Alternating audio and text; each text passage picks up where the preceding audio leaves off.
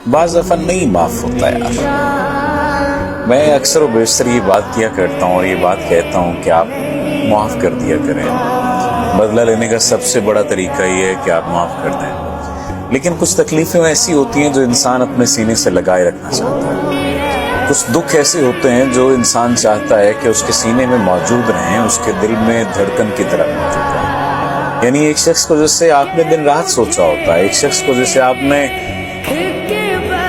मिलने के लिए जाने क्या क्या किया होता है, जैसे आपने पाने के लिए जाने क्या क्या खोया होता है। वो शख्स जब सामने होता है तो वो फिर आपका नहीं होता, या सामने हो तो आपका होता है और आंख से ओझल हो जाए तो फिर आपका नहीं होता।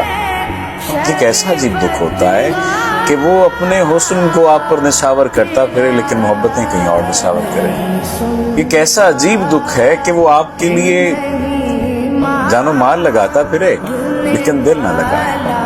ये कैसा अजीब दुख है कि वो मोहब्बतें किसी और से करे, ख्वाब और ख्याल किसी और के करे, देखे और बातें आपसे करे, आपको यकीन दिलाए कि आप उसकी जिंदगी में कुछ नया लेकर आए, कुछ नया करने के लिए आए और फिर आपके साथ मौजूद ना हो। कैसा अजीब दुख है। कुछ दुख मुझे लगता है कि इंसान के अंदर मौजूद होते हैं और वो अपनी ही सजा अपने आप को दे रहा होता है। वो ये समझता है कि वो दूसरे को माफ नहीं करेगा। दूसरे को माफ करना उसके बस में नहीं होता, उसके इख्तियार में नहीं होता। बाज़ दफ़ा ज़रूरी नहीं होता माफ करना, लेकिन ये ज़रूरी होता है कि आप संभल जाएं। संभलना सबसे ज़्यादा ज़रूरी है और संभलना सबसे ज़्यादा मुश्किल काम है।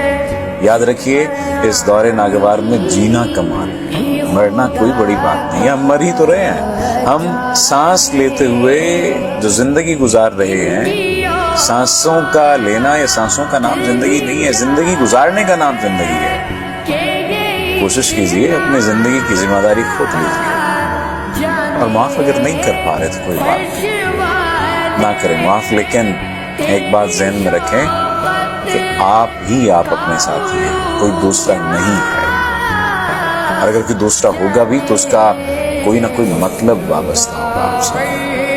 यकीन मान लीजिए, हो सकता है इस बात से आप इख्तिलाफ करें, लेकिन ऐसा है। जितनी जल्दी इस हकीकत को तस्लीम कर लेंगे उतनी जल्दी आपकी जिंदगी में आसानी